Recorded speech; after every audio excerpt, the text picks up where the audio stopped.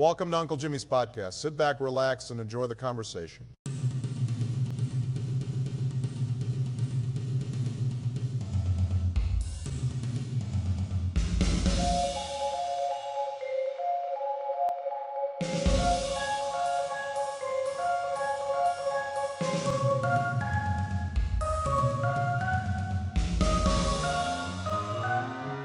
Good morning, good afternoon, good evening, everyone. All right, folks, buckle up, because today on Uncle Jimmy's podcast, we've got a guest who didn't just change lanes. He built a whole new highway. Bob Martin, JD, MSW, CMT, trial attorney, licensed clinical social worker, meditation and happiness mentor for professionals, and the mind behind the flow, a place where politics, culture, power, fear, identity, and the raw truth of being human all get looked square in the eye without the unusual noise or tribal jerseys. Most people pick a lane early and stay in it. Bob never did. He spent years in the courtroom as a trial lawyer, dissecting arguments, staring down power, and watching how systems chew people up. Then he walked away and dove headfirst into clinical social work, sitting with pain, trauma, and the quiet stories people never tell in public. And just when you'd think he'd finally get settled, he pivoted again, becoming a meditation and happiness mentor, teaching high-achieving professionals how to actually feel their lives instead of just performing them. None of it was confusion. It was conviction. Bob has always believed the whole person matters, and that almost every system we've built is designed to pretend it doesn't. The same restless honesty eventually poured itself into writing and commentary. The flow isn't left, it isn't right, it's awake. It's the blog and video series where Bob brings a lawyer's scalpel, a social worker's ear for what's not being said, and a meditator's calm eye on what the mind refuses to face, and a human being's refusal to simplify anything just to win an argument. He doesn't scream, he doesn't pander. He listens like a therapist, thinks like a litigator, and speaks like someone who's actually been in the trenches of power, pain, and inner life, and lived to tell the truth about all three. If you're tired of hot takes and hungry for something that actually makes you think, you are in the right place. Bob Martin, welcome to Uncle Jimmy's podcast, brother. We are so damn glad you're here. Wow, that was extraordinary. I have to start out by telling you something. Go ahead. After that introduction, my brother's a Marine. He's 84 years old now, and once a Marine, always a Marine. And one of the things that I've always been a little jealous about is that he had that opportunity to serve his country in that particular way, and I never did. And after 40 years of trial law, when I retired in 2015, there was this judge, and we butted heads a few times. I got this letter from him a few days later, snail mail, handwritten letter, and all it said was, "Dear Bob, thank you for your service." Yeah. And it just put a thrill into me, and that thrill has only been seconded by that wonderful introduction. So thank you so much. Thank you so much, Bob. I appreciate that because, like I said, before we started talking, I do a deep dive, and I know the work that you've done, and it's powerful. It's powerful, and people don't realize, right? I started this podcast, and we can probably talk about it a bit too, right? I did politics my first season, and unfortunately, right, everybody wants to be a commentator nowadays. Everybody wants to get into politics. And, I'm lucky enough. I do a job. I represent workers here in Boston, executive vice president of my union. So I know what it's like being down in D.C., being up at the State House here in Massachusetts, and being all around, the capitals around New England. So I know what it's like. I know what it takes, right? And it's frustrating because everybody wants to talk about it, right? Politics, and I tell people the best way you can learn about politics is to educate yourself, right? Not from the mainstream media, not the mainstream media, none of that. Do your own, right? And I'm a firm believer of, I'm born and raised in Boston and here in Massachusetts, and obviously it's a big Democratic stronghold, right? And I was born and raised a Democrat, but when I started going to D.C. and my international president of the union, John Samuelson, taught me that there's good politicians on both sides, Republicans and Democrats, right? And I never knew that. Coming from Boston, I always thought, hey, it's the Democrats. That's who I gotta vote for and I gotta be with. But no.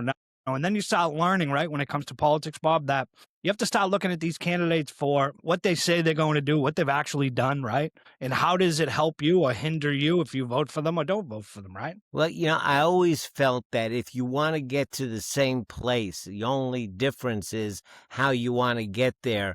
that you can work with, that you can live with if you want to get to the same place. I just think the problem today is that people actually have a different idea of where they want to get to. When they say make America great again, what they call great might be going back to some days that we might rather forget. And Yep. if they want to go back to those days, if they want to go back to the days, of legalized racism, if they want to go back to the days of Jim Crow, I got to say, well, I'm just not with you, brother. But if we both want to get to the same place, you just feel like it's more important to be fiscally conservative, and I think it's more important to watch out for the safety net. Well, we can have a conversation about that, and we can figure out how to make it work. But if we want to go to different places, then it gets hard. Well, I think you said the big key word there, right? Conversation. Nobody wants to have a conversation anymore.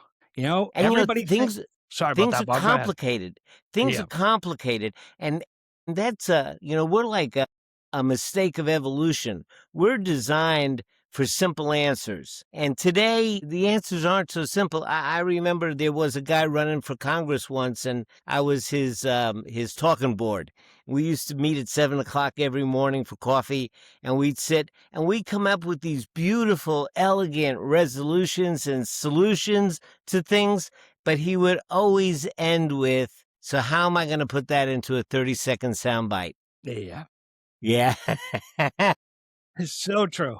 So true. And I think one of the things we've lost, right, Bob, in politics is Mhm. common decency. Common decency's Mhm. gone out the window, Mhm. And also, too, for me, bipartisanship. We don't have that anymore. Nobody wants to reach across the aisle. Nobody wants to work with the other side, right? And it's frustrating because I say it all the time that politicians down in D.C. or even in the local state houses, because I believe all politics are local, right? Mhm. So all the politicians, right, have to realize that they're doing a job for their constituents, right? The Right. people they represent, not a big farmer and the rest of them, and it's frustrating, but I think people need to do, a serious cleanse of regular regular news, right? CNN, Fox, get away from all that and go online, even the flow, right? Go listen to what Bob's saying, right? Because we need people outside of it, right? That can actually bring people into it, right? And that they can listen to, because for me, conversations in politics anymore don't happen.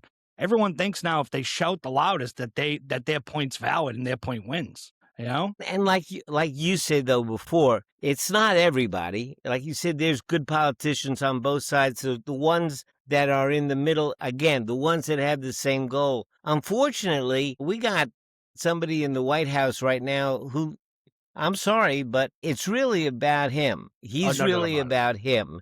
Yeah. And when all you're doing is performing for an audience of one, and all you care about is that one person, you forget your constituents. He's more important than everybody.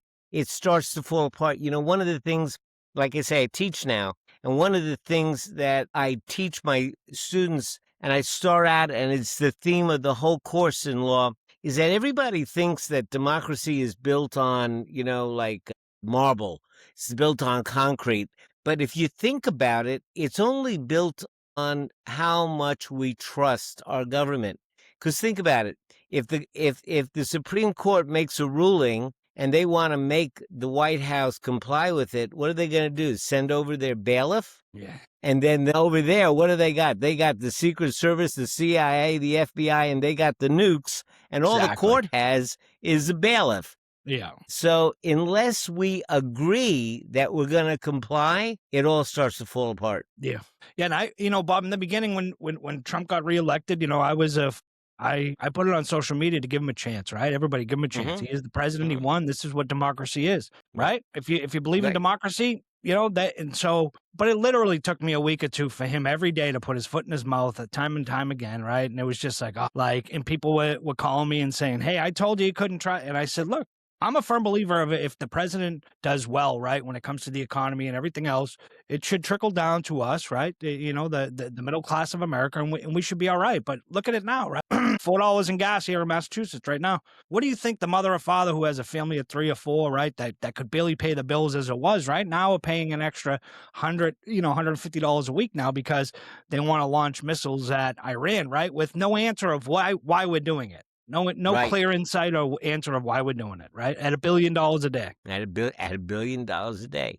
And it seems like it makes no difference. I mean, have you ever heard of a president who can be swayed by the creation of a false award like this FIFA Peace Award? I mean, that's as crazy as you can get. Here it is, the head of the Soccer Association of the world creates the very first initial FIFA Peace Award to give it to this guy so that he can get some benefit, and he gets it. Exactly. I mean, not Talk only about is the ego. guy bribable, but he's a cheap bribe. Yeah. Yeah. Yeah.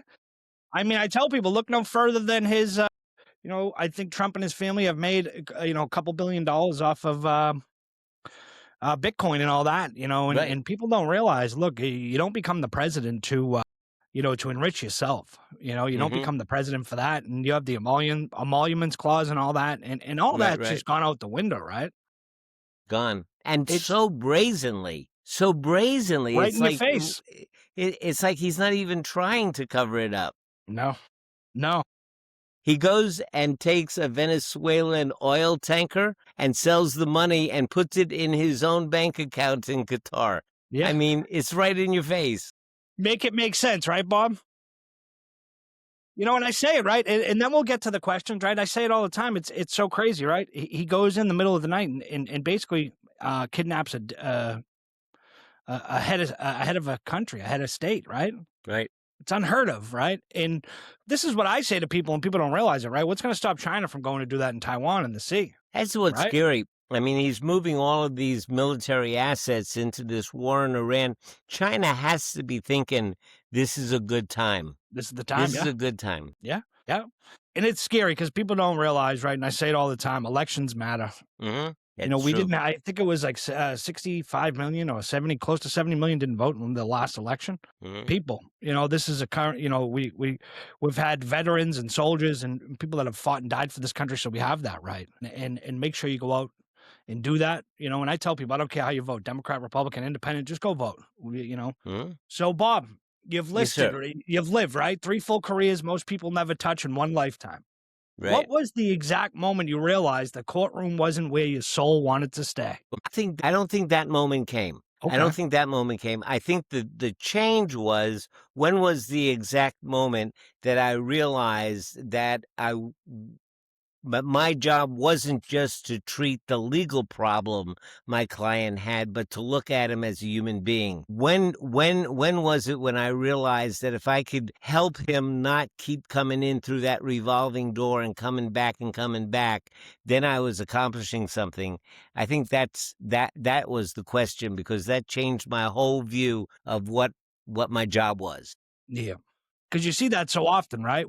With criminals, unfortunately, right? It becomes a revolving door. It absolutely does, because the base motives, the base things that are compelling them to act out the way they act out, it's almost like a learned helplessness. They've come to the conclusion that they can't make it staying within the guardrails, but they can make it by going outside the guardrails. And the consequences, 3 meals and a bed, may not be that unattractive. Yeah. Yeah. In a life that's totally chaotic, the structure of a jail may actually be comforting. Yeah. And some of them, that's what they're used to, right? That's what they're so used to. So if it happens, it's not like somebody that's like, oh shit, I'm going to jail, right? I'm going to do 10 years. Some people are just like, hey, I'll be back in 10 years, right? And I think too, a lot of things that have to be addressed, right, Bob, is getting people into treatment, right? Also having treatment facilities and programs, right? Because say you have an addict, right, who comes in and does 30 days in the can, right? He's going to come back out and he's going to go back right to the same things, right? So there's ways the system can help people instead of continuously hurting them, right? And flipping around. And, I was talking about this with a friend of mine. A lot of the prisons, right? State prisons are going by the wayside. It's all become private prisons now.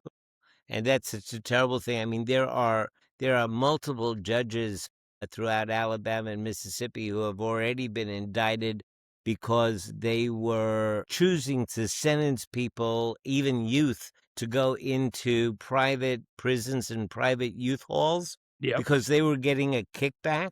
The private companies get paid by how many beds are filled up. So if they're getting $1,000 a day to put somebody in a bed, and the judge sentences somebody to 30 days and he takes back 10 of those days, it's a good business. Yeah.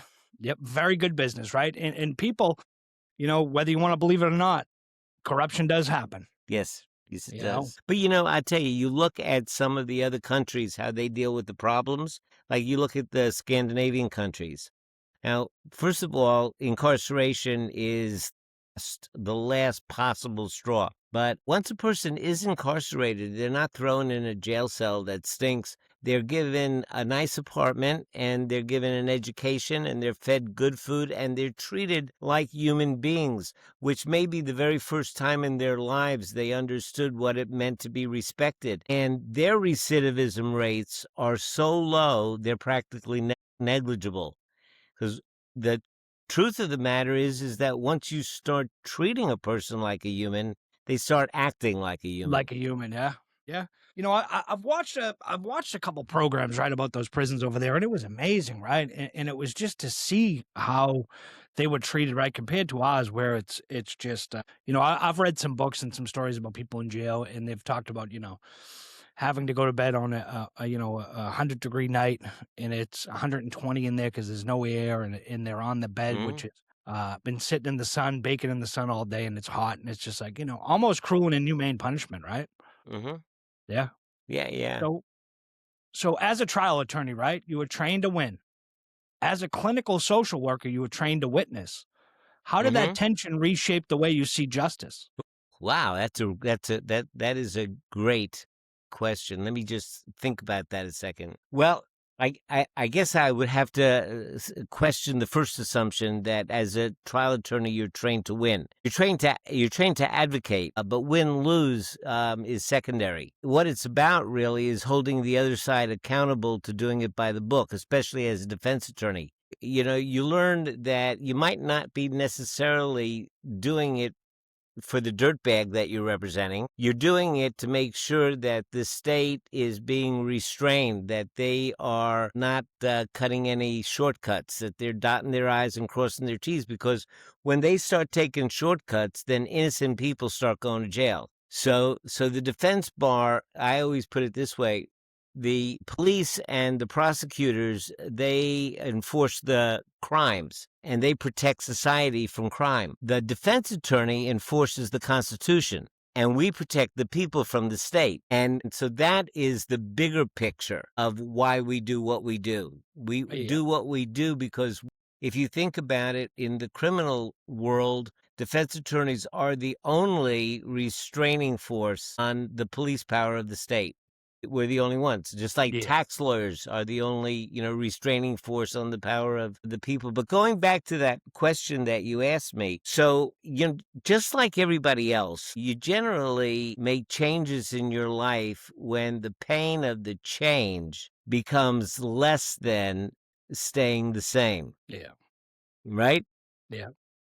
And I was representing some folks at pretty high levels, the cartels and the mobs and things like that. And to tell you the truth, my behaviors, personal ones, were getting kind of extreme. I was coming home at 4 in the morning and leaving at 6. Yeah. Not paying much attention to my family, seeing a therapist, and it turned out that my therapist was the English language editor for Master Watching Ni. Dig this, a 72nd generation Shaolin grandmaster from the Taoist temple in China.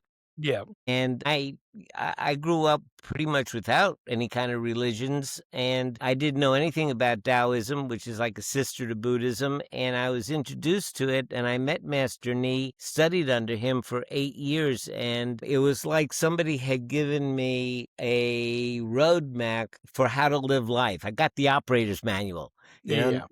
Finally somebody gave me an operator's manual and say, here's how to do it. And there are things that you learn in some of those practices that are really, really deep, and they really teach you about what it means to be a human. Can I get into that for a second? Can Yeah, I go just ahead. share Go something ahead. that I Yeah. think is really helpful? In that kind of thinking, the idea is that there are 3 root poisons that we experience as human beings. And when you get all the way down to the roots, there's this kind of poison of wanting. At its extreme, we call it greed, but even wanting the smell of a new car, wanting, a new camera. At its normal levels, it doesn't interfere with our ways, but it does. When we don't get what we want, we tend to be unhappy. Yeah. And then there's aversion, not liking, wanting to not have annoying people around us, not wanting to grow old and the like. And then there's just this ignorance that I don't understand what's going on around me. And these are the three causes of suffering. And even brain science now has shown that all of that stuff is centered in this pathway between the amygdala and the right prefrontal cortex. And that is a survival neural pathway that is so deeply etched, there's no way of minimizing it or suppressing it. But we keep thinking, I've got to learn to be more calm. I've got to learn to turn that down, to worry less. But that doesn't work. What they found works is increasing the opposite. So rather than trying to suppress my bad feelings, if I learn to curate my environment and experience more beauty and joy and happiness and awe in my life, I balance myself out, and that gives me a certain resilience and ability to deal with things. And so learning that way of looking at things from Master Ni, when I took that experience into practicing law, it wasn't about winning or losing the case for this guy, because if he did something that was harmful, then he's bound to pay the consequences for it. Yeah.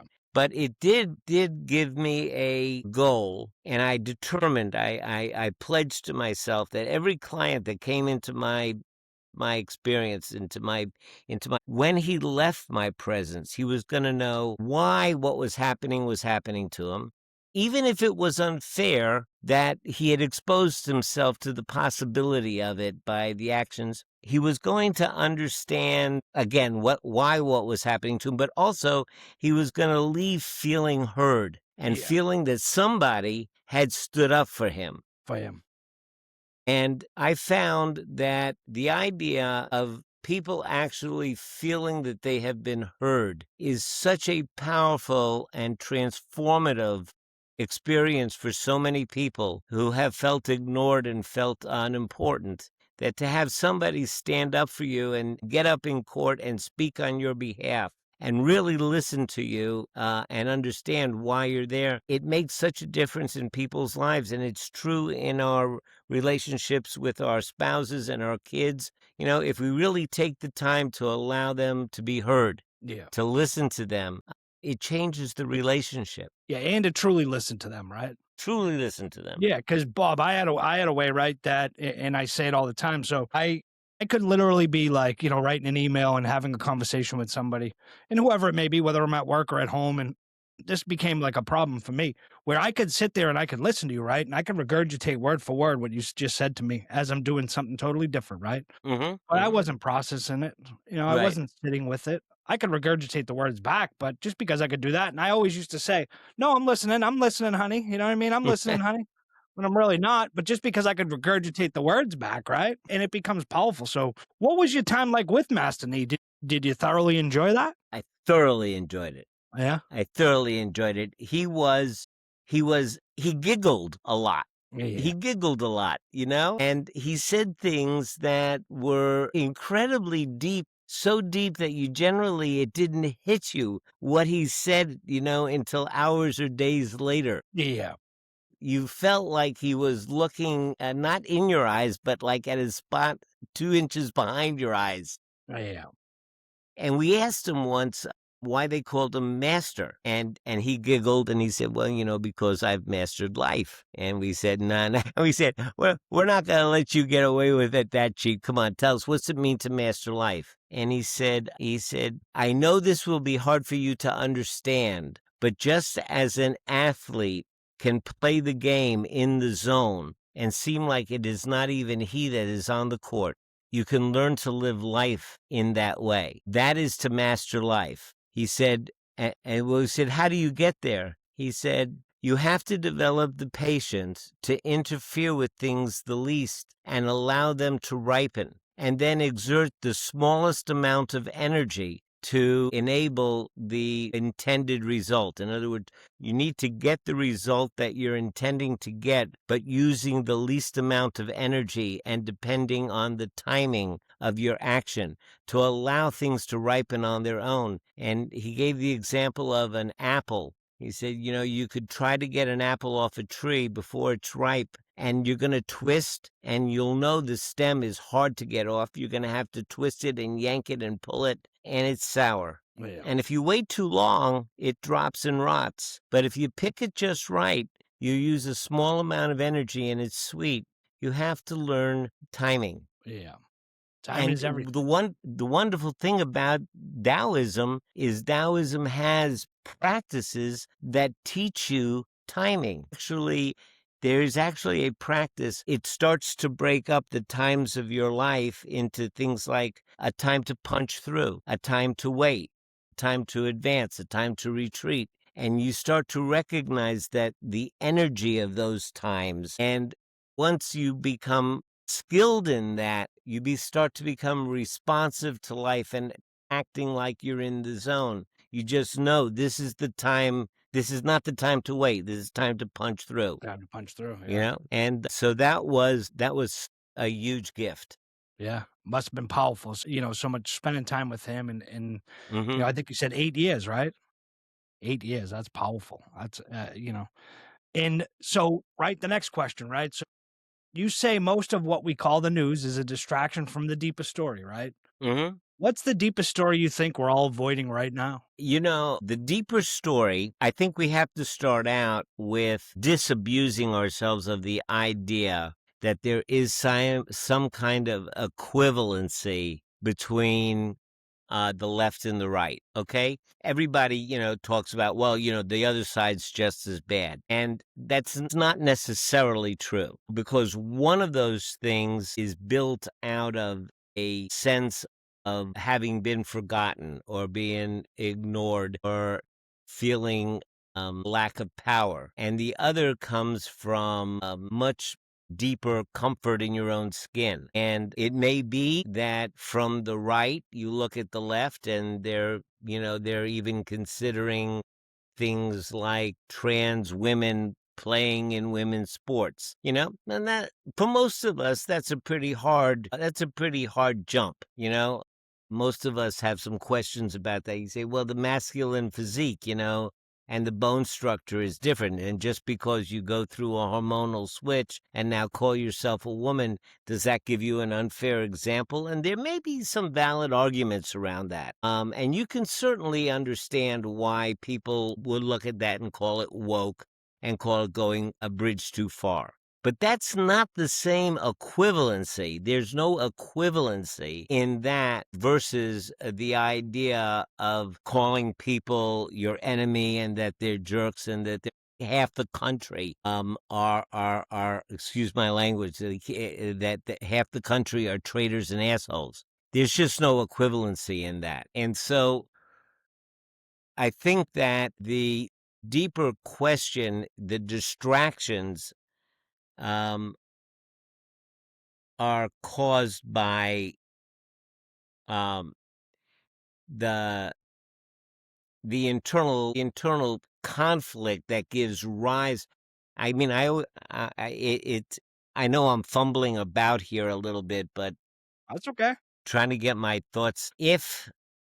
Why would people follow somebody that doesn't have their best interest in mind? I guess that's a question that you have to ask. Why true. would I follow? And I saw this great meme, a terrific meme, and there was the fat cat guy with the top hat on and a big fat cat sitting at the table with his pile of cookies on his plate, and over to the side is a guy in a hard hat, a white guy in a hard hat, and over to his left is a brown-skinned immigrant guy, and the fat cat is leaning over whispering to the construction guy, hey man, you see what he's trying to do? He's trying to steal your cookies. And The immigrant guy's got a couple of crumbs on his plate. The construction guy's got 2 cookies on his plate, and the construction guy's got, 40 cookies on his Yeah. plate. And so, there is a very deeply disturbing,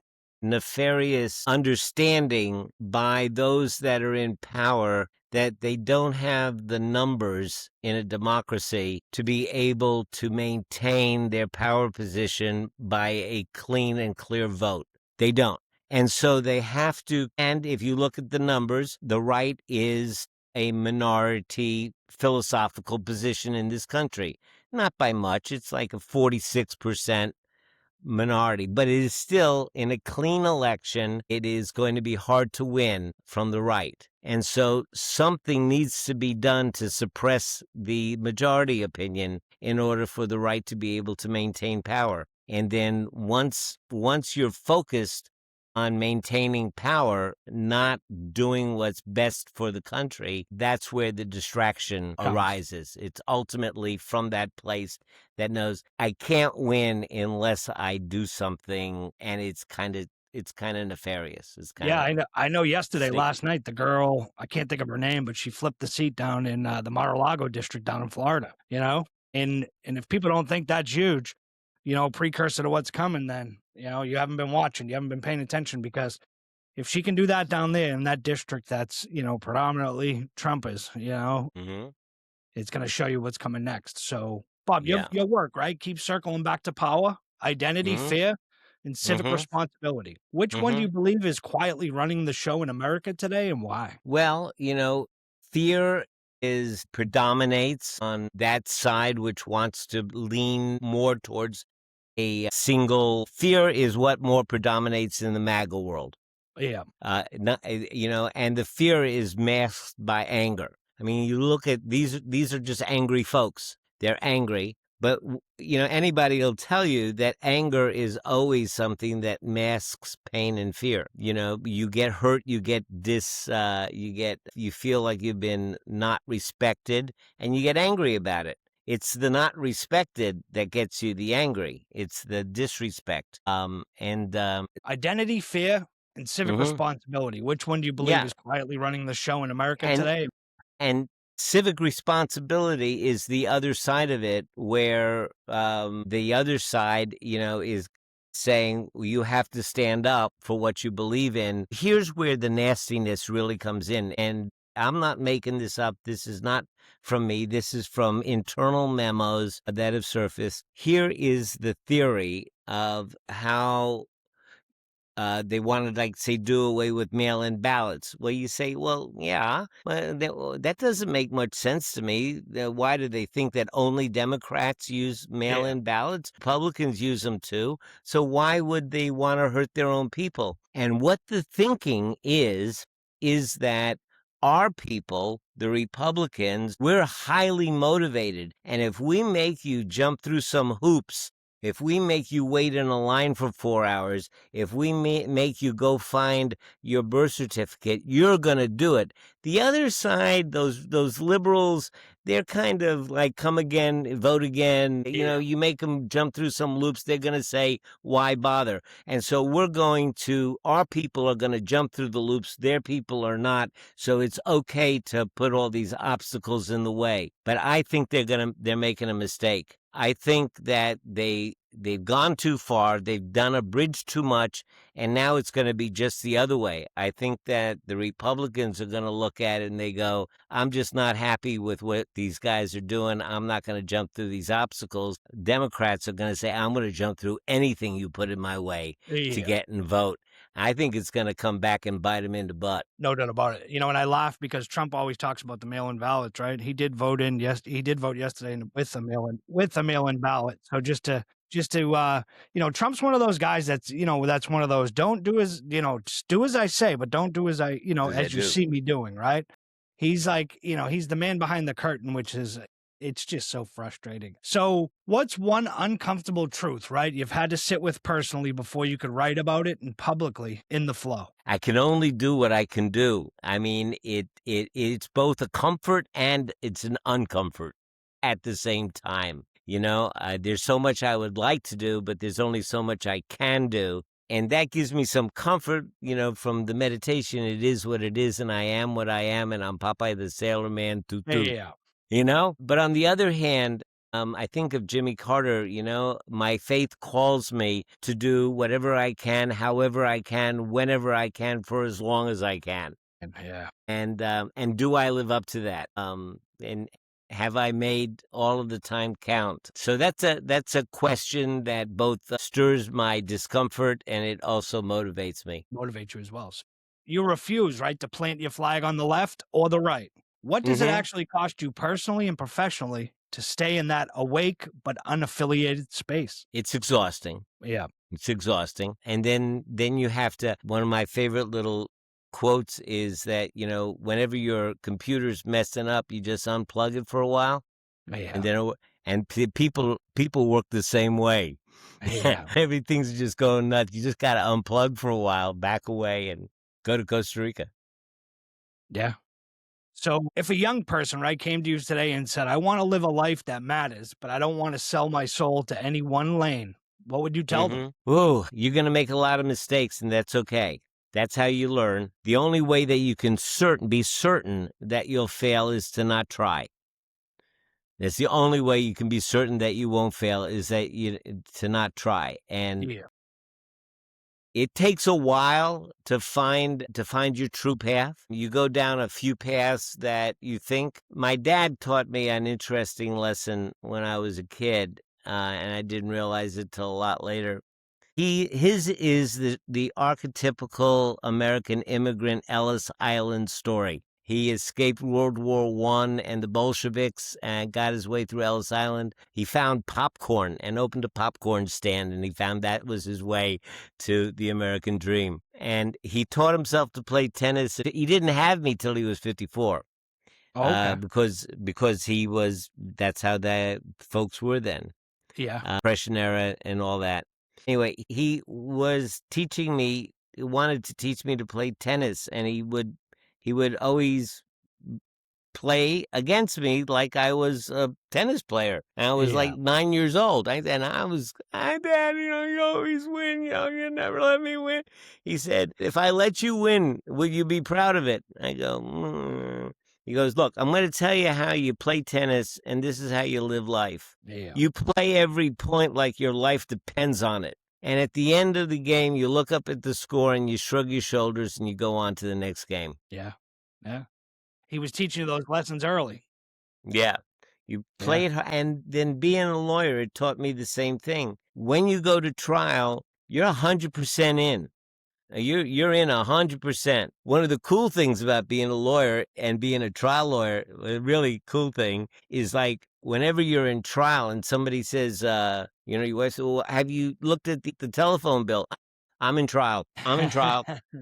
Can't bother me now. I'm in trial. You push the whole world away and you're just in trial. But, you go in and the jury comes back and you win or you lose. And you go home and you either cry or you celebrate, and you wake up in the morning and all that's left is, what's the next case? Yeah. The next one That's comes. it. Yeah. What's the next case? Next case. Next case. And so you learn, to play hard, like Vince Lombardi, leave it all on the field, but whether you win or lose is secondary. Yeah. Yeah. So, Bob, I read a disturbing statistic, right? I believe it's like 93%, maybe 93% of cases are pleaded out. Absolutely. What is the, what's the drive or push behind that? Is it because, say, for instance, say somebody's charged with, some, not heinous crimes, but some, say they do a robbery or something and they could get 15 years or 10 years, and they say, hey, if you plead guilty, we'll give you 5, right? We'll give you half of it. So they plead guilty. Is that one of the big reasons?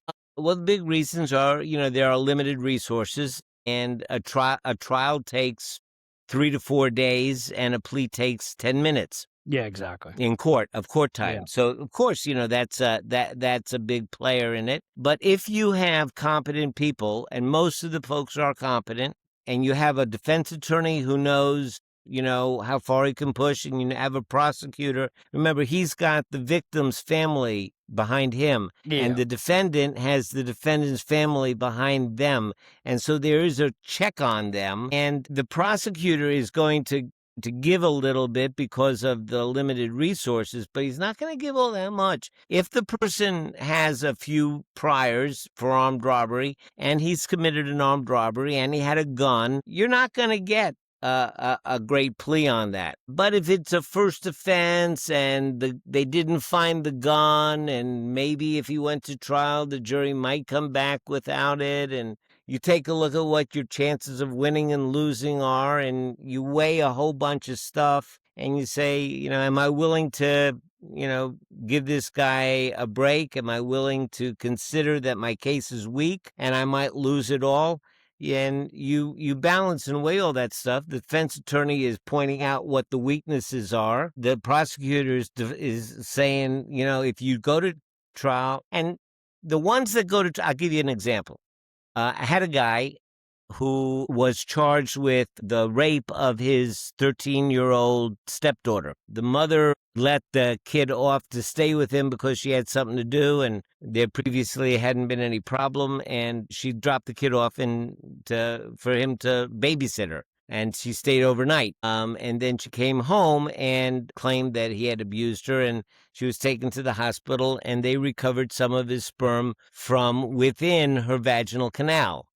Well, that's pretty bad. That's pretty good evidence, Yeah, right there. exactly. I mean, Yeah. my guy's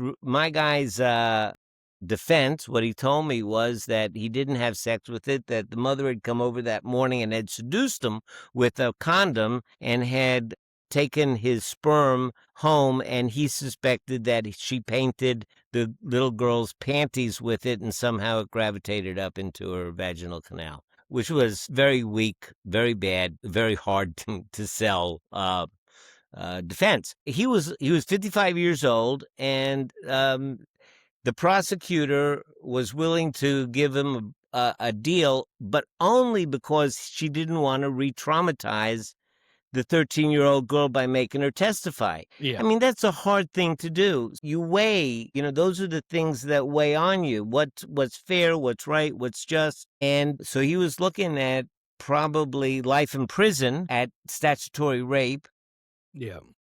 And he was willing to break it down to first a 12-year, then 8 years. So I worked out a deal where he could plead guilty and get 8 years. He was 56 years old. He would be 65 when he comes out.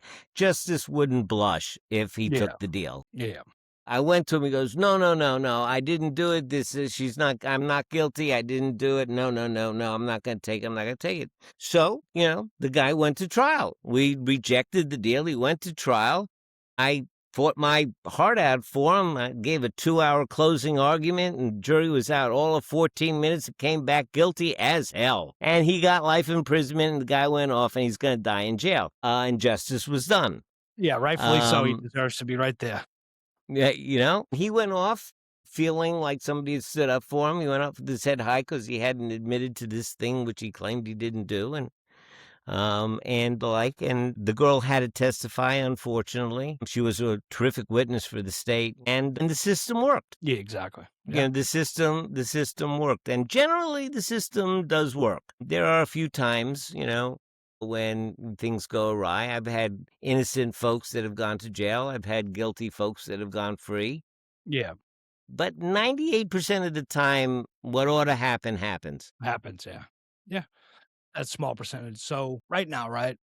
Mhm. How has becoming a mindfulness mentor changed the way you argue or choose not to argue in the public square nowadays? Well, it certainly makes a big difference at home. It certainly makes a big difference at home because it gives you, you kind of live with, do you want to be right or do you want to be happy? And some battles are just not worth fighting.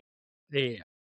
One of the things that I think meditation gives you is it gives you a sense of being distant from the roller coaster of life, but not. I tell you what, I can kind of explain it this way. You have, I'm sure, had the experience, even like now when we're doing this podcast, right? you're speaking to me, or you're telling somebody a joke, and there's a little voice in your head that's kind of commenting on how you're doing. Oh, they're getting it. Are they going to really laugh at this one? Oh, they're not getting it. Maybe I need to do a little. So there's this little voice that's commenting on that voice, that little voice. That is, when you're hearing it, you are meditating. Because what meditating is listening to that voice. It's not about quieting the mind. It's not about going to La La Kumbaya land. It's about continuing to live the roller coaster of life, but also at the same time getting more familiar with that neutral voice that's watching it all happening. And from that perspective of the observer that's watching it all happening, there's a certain stability, a certain neutrality to that voice. And if we can, by practicing, learn to listen to that voice, it has a stability, an effect of giving our life more stability. Yeah, we get angry, and yeah, we get sad, and yeah, we grieve, and all of that stuff still happens, but there's still a part of us that's remaining stable. And what we do when we meditate, all we simply do is say we're going to pay attention to our life, and then our mind goes crazy, and we start thinking of a million things, and then we notice that, and then we come back and we begin again.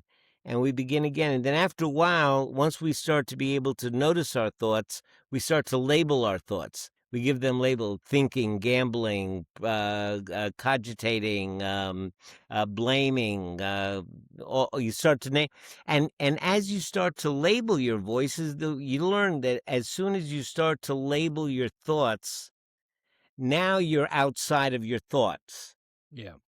And where our chaos and where our pain and suffering comes from is being caught up in our thoughts, like a goldfish doesn't know it's in water. Yeah. And when we're angry and we don't know that we're in anger, it just takes over us. But if we can, like the Irish, the way they refer to their emotions, they say, anger is upon me. Yeah. And it's just such a cool way to think about your feelings. Sadness is upon me. Yeah. I am not sadness.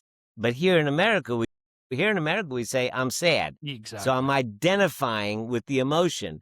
But if I realize that the emotion is something that is upon me, if I'm distance myself from it and just realize that is a simple thing that's passing through, then I don't give it as much importance. And so I get to experience it, but I don't get caught up in it. Caught up in it and stuck on it. Yeah. Yeah, right. Yeah. So, Bob, if you could force every politician, right, or pundit and social media warrior, right, to do one 20-minute mindfulness practice before they open their mouth, what practice would you give them and why?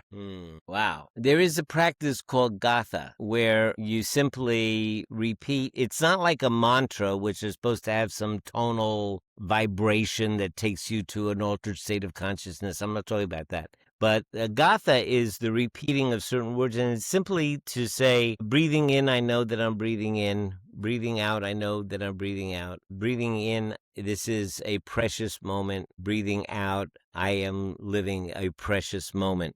Just the repeating of that, the word being in a precious moment, it actually starts to cut neural pathways in your brain, and you actually start to form a neural pathway where the idea that every moment is a precious moment starts to become your reality.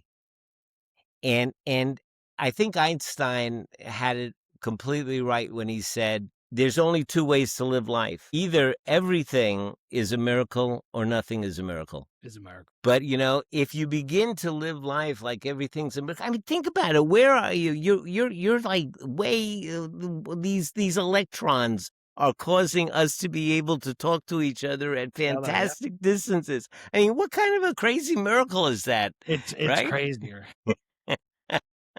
So, Bob, I got a couple more questions before we end, right? Sure. But so I don't have any of this in my questions, right? But I did see it, and I was very intrigued on this. You did work with Jana Reno, right, in our state attorney's yes, office? I did. Yeah. What was it like working with Jana Reno? She was 6'5" or 6 inches tall. Yeah. She was a big woman. Yeah. I mean, she was unscrupulously honest. If she had to buy a car, she would look at the sticker price and write a check for that amount. Yeah. I mean, Right by if the book, she huh? by the book, but Yeah. at the same time, she was down to earth and funny. And I mean, she had a house that was on Kendall Drive in Miami, which used to be the Sticks, but now it's like Yuppieville. Yeah. And you drive along and it's all commerce, but you come to this place which looks like 2 blocks of jungle, and that was her parents' home. And she continued to live in a cabin in the jungle in the middle of Miami. And every year she would bring all the new district attorneys out to have a party, a keg party at her house. The old guys would yell, "Do it, Janet! Do it! Do it, Janet!" And she would jump up on the counter and swing from the rafters. I mean, she was just like that. I mean, So she was a lot of fun. oh, she was a lot of fun, but She was a lot of serious when the job had to be done. she was dead serious. All business. I'll give you her primary example to us, to the felony prosecutors, and we had a crazy schedule. We had 1 week of intake, new cases. We would evaluate new cases. 1 week of trial prep, and then a week of trial, and Yeah. then intake, preparation, trial, intake, preparation, trial. I mean, week after week after week. And she used to say this: when those cases come into intake, you're a defense attorney. If they ain't right, if they don't deserve to be in a felony case, if they need to be dismissed, you dismiss them, you throw them down to misdemeanors, you get rid of that case. If there's any flaw, you don't take it. But if you decide to file it as a felony, you better win it. Yeah. And that's how she was. That's just how she was. So it was a pleasure working with her. It was a pleasure working with her. Yeah. Yeah. It was absolute pleasure. Yeah. Because I remember seeing her so much. I think she was with what, Clinton? Did she work for? Right. She was the what was she, the Attorney General? Yeah. Yeah. And I remember seeing her, and I remember like seeing how, larger than life almost, per se, because she was so tall, and just cool, because I had seen that and I totally forgot the question. So I think it's, you did serve as the major crimes prosecutor at one point, right? Right. The chief of the economic crimes division too. Right. Yes. And you were also the chief training officer. Yep. Yeah, so you were entrusted with a lot of, big, probably, I'd love to have you come back on and talk about some big cases you had down there. I'd love to. Yeah, I would love to definitely have you come back on, and, we could just do one just talking about your cases. And that's so cool, right? And it seems like you've worked with a lot, you've had a lot of cool people. You had Master Nee, Jana Reno, right? Some really, cool people that I can see have really shaped and molded you, as a human being. Yes. Yes. Yeah. Yeah. It's powerful. So looking back, right, across your 3 careers, Bob, what's the single most important lesson about being human that each one taught you?